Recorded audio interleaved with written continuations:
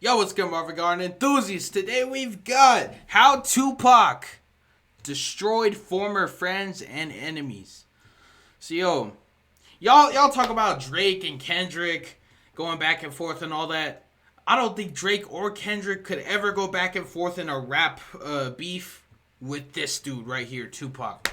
I don't, bro. This dude Tupac, this dude took on a whole coast damn near. Damn near took on the whole coast, bro. He was beefing with Junior Mafia, fucking the whole Bad Boy Records, Mobb Deep, Jay-Z, Nas, like goddamn, and probably way more people. So, yeah, bro. I don't think Drake or Kendrick would ever stand a chance in going back and forth with this dude like in a diss for diss battle. I just don't think it's possible. You never know. Maybe Kendrick, but Drake. Family Matters. That song's cold though. I like that song. One thing about me, I don't fucking take sides. I don't care about Drake and Kendrick's beef. I don't, and I'm not gonna take sides like y'all weirdos, like y'all cult fans. Like no, bro, I don't care. I like Drake and Kendrick, some of their music. You know, I don't care, bro. Family Matters is hard. That song Like That is hard.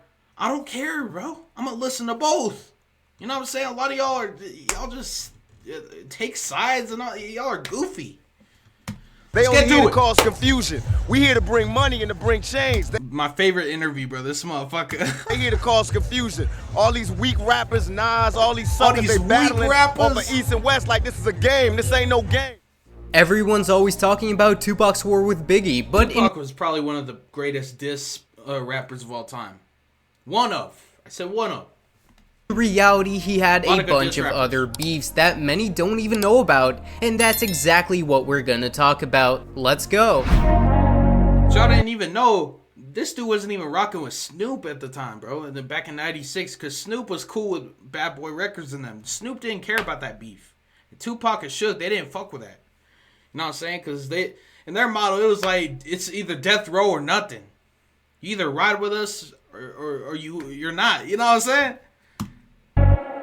It's crazy. Cynthia Dolores Tucker, former national chair of the National Political Congress of Black Women, was one of the early adversaries of Tupac and rap music in general. This woman was one of the most hated people involved in the rap industry. She wanted to ban the so-called gangster rap. Music that glorifies and promotes violence with guns, knives, or drugs, and denigrates and defames women.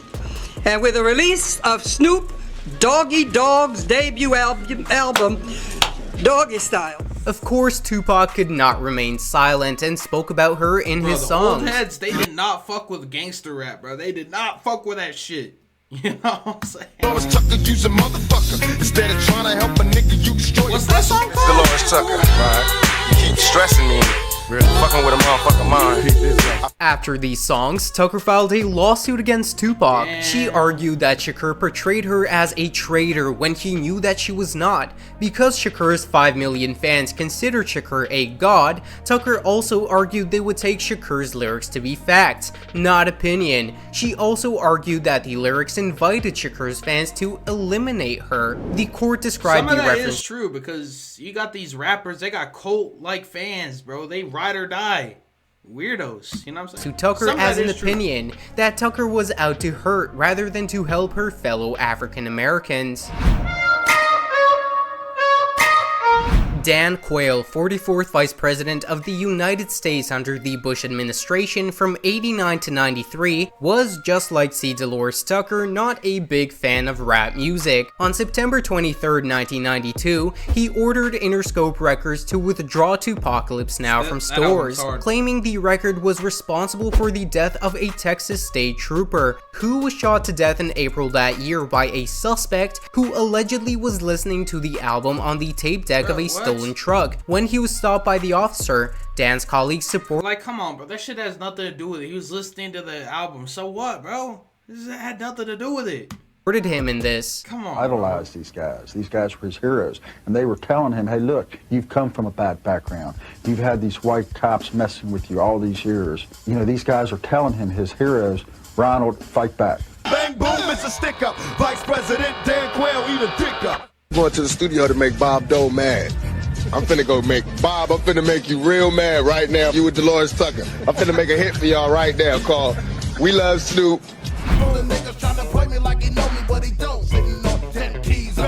Initially, they were friends and made music together. I love this song, bruh. From Above the Rim. Damn, this song's so good. And that movie is so good. I highly recommend it, bro. Especially if you're a basketball fan. Woo-hoo! They'll never take me alive. I'm getting high with my 4-5. Even as a youngster. Everything changed when Pac got shot. After that, Pac was convinced he got set up, and that maybe Stretch was involved in some way. While incarcerated, Tupac learned Stretch was associating himself more and more with the people that he believed were behind the attack: the Notorious B.I.G., Puff Daddy, and especially Haitian Jack and Jimmy Henchman. Later, Tupac ended up in jail, and according to his ex-girlfriend, Stretch was hitting on her. He was like, basically like, what's up with you, what's up with me? And I was like, nothing. And sometime later in '95, Stretch was killed. Pac never wanted that to happen. Breaking the friendship would have been more than enough. In an interview with Hip Hop magazine, The Source, he talked about Stretch.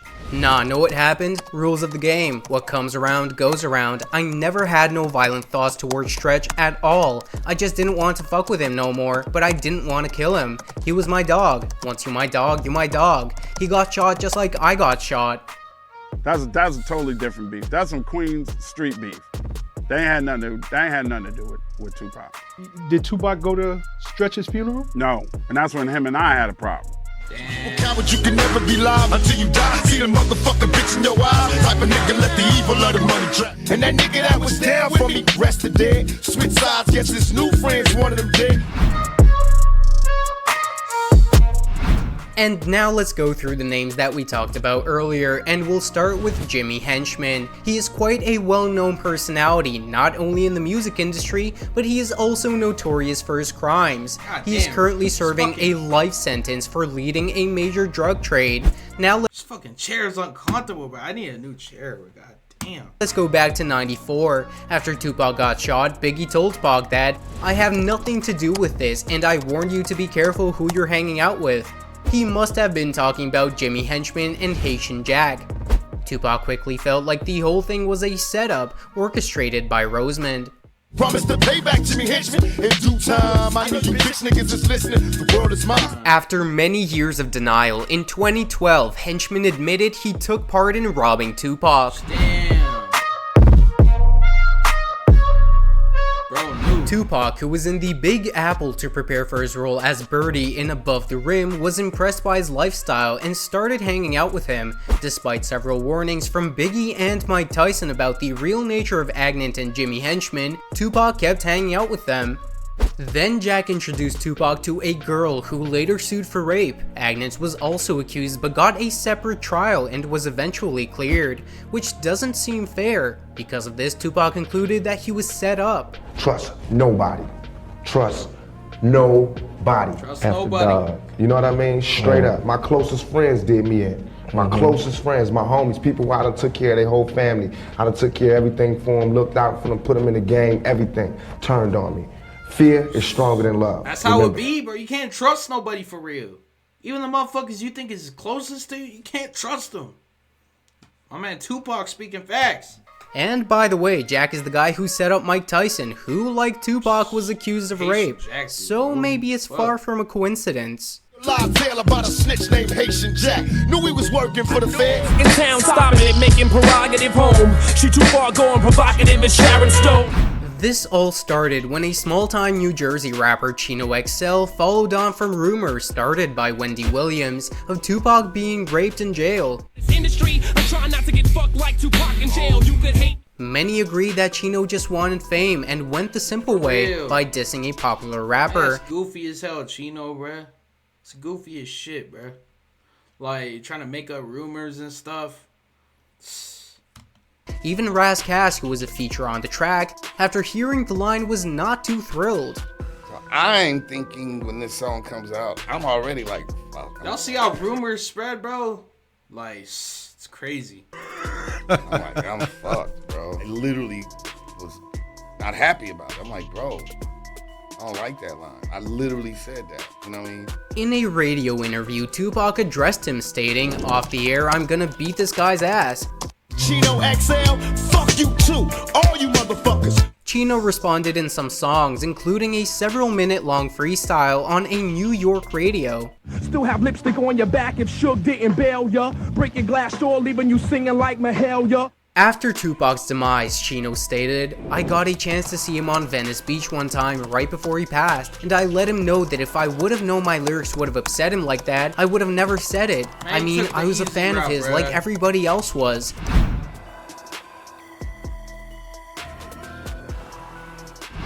Wendy Williams, a woman who has spread many rumors about different celebrities throughout her life, said that Tupac was raped in prison. This is how Tupac responded to her allegations. I'm sitting in jail, niggas is banging on my door going, "Pop! Win! Win! Why you ain't say that? What's going on?" Talking about I got raped in jail. Said I got raped in jail. Picture that. Revenge is a payback, bitch. Get your gat. Fuck Wendy Williams. My plug one style. Beef with De La Soul. De La Soul was not a gangsta group, but ordinary guys who just bantered in tracks. Pac was already popular and they wanted to hype on him. You've all heard and watched Pac's clip, "I Get Around."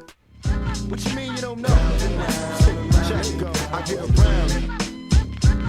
I'm something like a phenomenon. Well, I'm the hourglass cat, drug it out of Jack for And as you may have already understood, the second clip was from De La Soul, where we see a parody of Shakur's, who didn't exactly get the joke. One of the members of the trio, whose name is Posdnuos, told him that they didn't want to diss him, and said they were just clowns making fun of how some people take this shit too seriously. Pac said, "Okay, cool." However, it didn't end there. In the intro song of the album Stakes is High, they were referring to Treach of Naughty by Nature. Stick to your naughty by natures and your cane, cause graffiti that are based upon the wax is insane. Tupac, being very close with Treach, couldn't let this second strike go by unnoticed.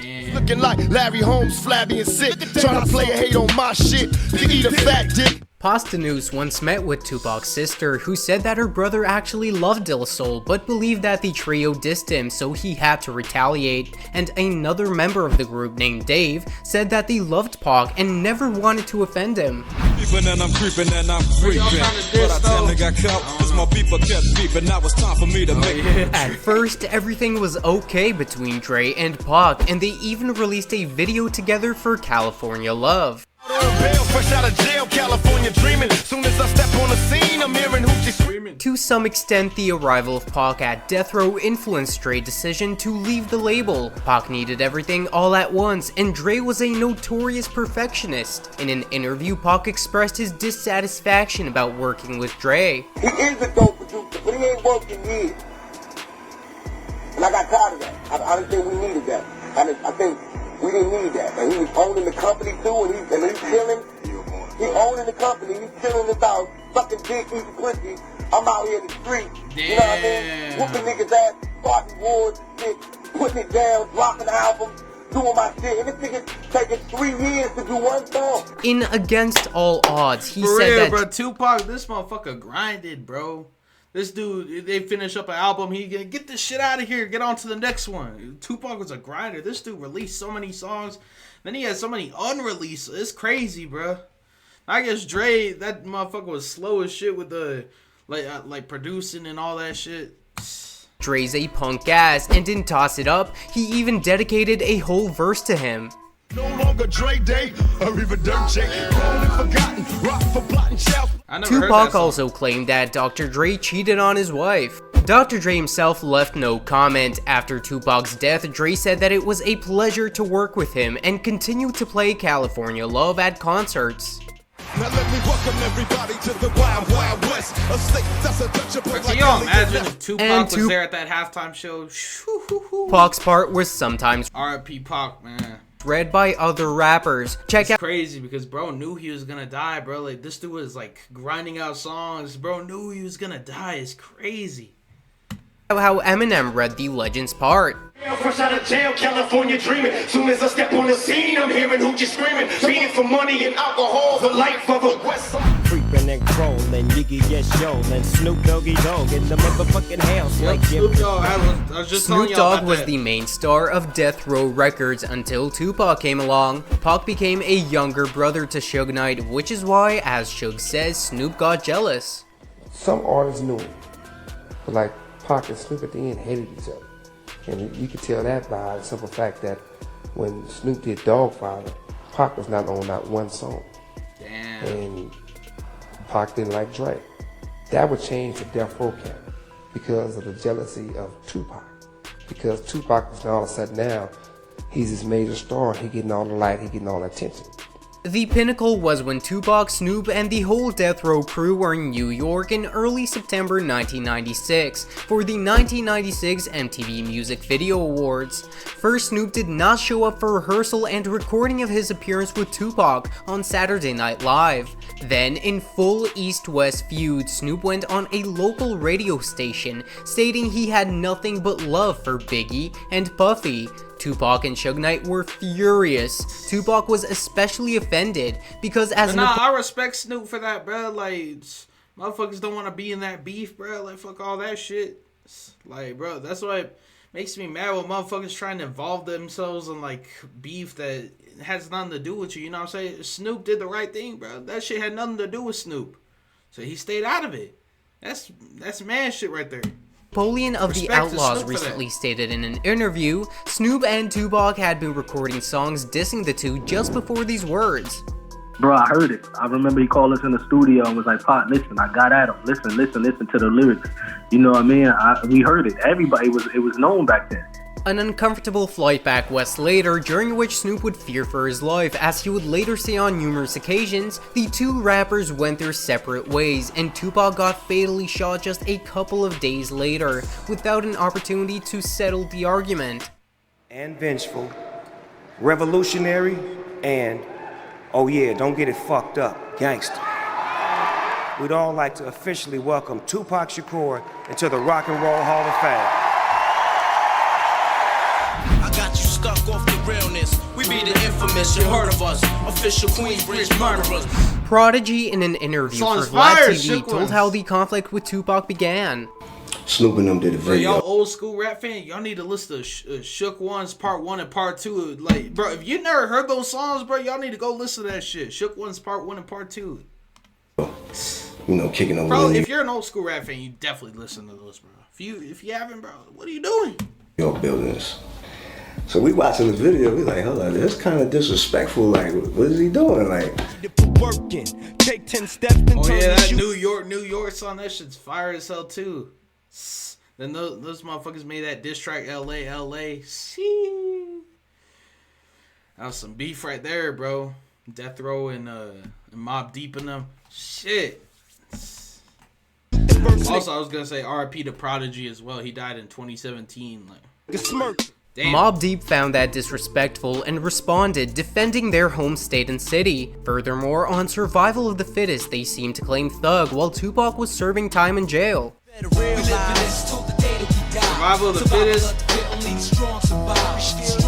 After that, Tupac mentioned Mobb Deep several times in his songs, but the most memorable one was definitely in Hit 'Em Up. Mobb Deep, you wanna fuck with us? You little young ass motherfuckers. Don't one of you niggas got sickle cell or something?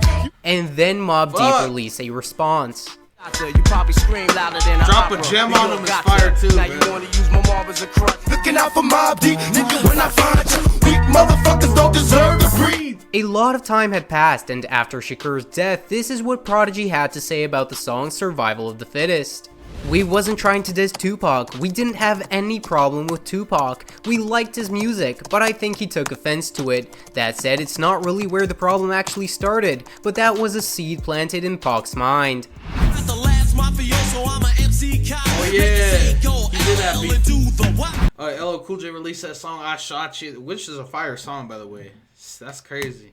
LL Cool J was an inspiration for Tupac. It was apparent in the song Old School. Remember, break dancing your Melly Mel, tickling hard LL when he rocked the bells. However, in '95, LL released I Shot Ya. You was ballin', now watch, cause a cock in love, your girl is falling.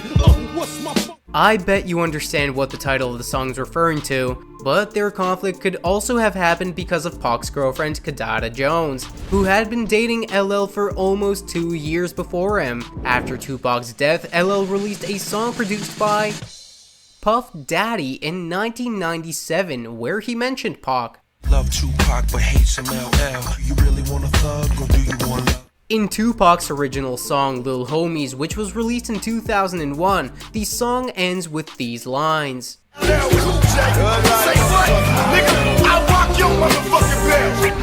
got it ready to flip, I doubt it, don't need to belong. Check out the man gone. Yeah, Jay-Z has some serious beef, bro. Tupac did not rock with Jay-Z, bro. It's crazy. Like, Tupac was an inspiration to all these young rappers at the time, bro. And then Tupac, they ended up beefing it. It's crazy. Jay-Z was a Tupac fan before the beef. They respected each other, but they were just mutual friends of Biggie. But when the conflict between Biggie and Pac began, Jay-Z was still talking to Biggie, and according to Shakur's views, if you're not with him, then you're against him. Jay-Z, all of y'all motherfuckers. However, Outlawz talked Shakur out of doing this, as this was a conflict only between Bad Boy and Death Row. But after a while, a feature with Biggie comes out. Who shot your mouth ties like Sinatra? Peruvians tried to do me in. I ain't pay. And this, of course, angered Bro, Biggie is the king of subliminal disses, bro. Shit, this dude, that dude is amazing at subliminal disses, man. Gene Deal told a story of how Jay-Z didn't want to leave his hotel room to not meet Tupac, who knew where Jay was. And they wasn't gonna let Jay-Z come out the hotel. They found out where Jay was at. And Jay wasn't gonna come out the hotel. I don't know why he wasn't doing it, bro, but I know he wasn't letting them do that concert, and Jay was scared no more. Jay wasn't coming out that hotel. Bustin' Captain Jay-Z instead of boy catcher. Why y'all caught up in the rapture? I'm a bad boy killer. Jay-Z got to. Another interesting moment can be seen in the song Dead or Alive Part 1, where we hear such lines. Too. I don't know when to let go and let young souls die. See a nigga diss me ain't nothing new. Understand what is high, retaliate. Some people claim that this song was recorded a month before Pac's death, and some think the opposite. I can't say ain't no one dead or alive playing me. I take beef to the grave. That's how my mama raised me. For sure, so let me know what you think in the comment section. However, the main diss on Pac was never released, at least according to DJ Clark Kent. It was performed live at the Apollo once, though. It never came out of respect for the fact that he died, Kent said. Jay did a record going at Pac, but just as it was about to come out, Son died. We performed it though. We performed it once. You have to understand, the chip on Jay's shoulder is so crazy, it's just like he had to perform it. In 2002, Jay-Z teamed up with Beyonce Knowles to record 03 Bonnie and Clyde, sampling Tupac's Me and My Girlfriend.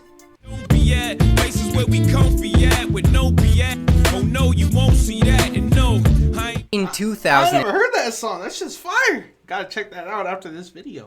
In 2009, Jay-Z would donate $25,000 to the Tupac Amaru Shakur Foundation. Afeni Shakur received the donation along with Biggie's mother Voletta Wallace, who also received $25,000 for the Christopher Wallace Foundation. Respect, man. Respect. I won't deny it. I got the police, but they put your tools back in the air. You ain't done. According to bro, it was all respect at the end of the day, man. Like, it's sad that none of them like got to patch shit up and stuff, but like, shit's crazy. Rumors he was supposed to be on the Better Days album, but it didn't work out. Outlawz members continued to say that Pac still had tensions with Jay-Z right until his death, and that as a result, Jay-Z should never have been considered for Better Days.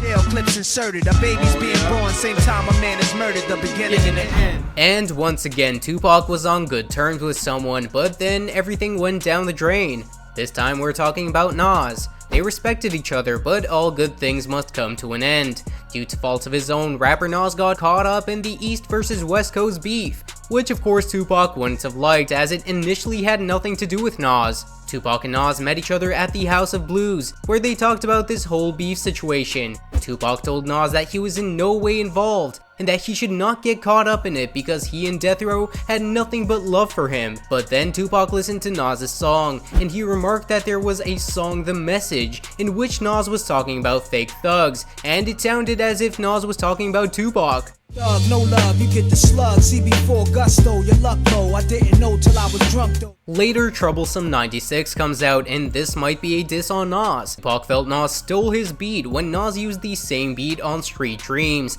that Tupac used on All Eyes on Me. Still down, nigga, holler when you see me, and let these devils suck for the day they finally free me. And put me up for the share, 1/4 of a square, headed for Delaware with one change. To get back at Nas, Pac used the same sample Nas used on If I Ruled the World on this song. Flashing, fashion, designer clothes, lacing that song is fire though, bro. Your people's holding dough, no parole. This one was squashed at the 1996 MTV Video Music Awards in New York on September 4th. Tupac committed to removing his attack on Nas from the song, but he got fatally shot only 2 days later. Nas was actually in the middle of a live concert when Tupac was pronounced dead. He interrupted his show for a moment of silence, and these are some of the very lines from the songs that have not been deleted. Little nigga named Nas, think he live like me. He talk about he left the hospital, took fire like me. And here's how Nas reacted to it. Well, if you think about it, Tupac just came at me only one time on a song called Against All Odds. I cried when I heard it. Look, most guys started listening to Pac after he became controversial. I was listening to him since Trapped, since he rhymed with Digital Underground. I identified with him as an artist. Fuck the hype. I love his music. There is guys today that didn't really listen to Pac, but they love the sensationalism he brought. But his shit gets in my heart, so I don't give a fuck what we went through. Real, He's the bro. most incredible. Way Tupac raps, dude. He has so many different styles, but bro, it's like a homie spilling his heart out to you, bro. Like Tupac's music hits different, bro. Like fuck, man. It's crazy, bro. Motherfucker I ever heard. That's what it is. I knew him. A lot of these rappers. Yeah, Tupac's gotta be one of the realest motherfucking rappers ever, bro. Damn, R.I.P. Pac, bro. Rappers today, you know, they didn't know him. They never had a conversation with him. That's why he disrespected them on almost all of his records. Tupac and Biggie's beef deserves a whole nother video, so if you're interested in watching let us know. We'll check something like that out some other time, but shit, man. R.I.P. Pac, bro. This dude, he was like one man against a whole coast damn near. It's crazy. And a bunch of other dudes, too. It's wild, bro. R.I.P. Pac, man.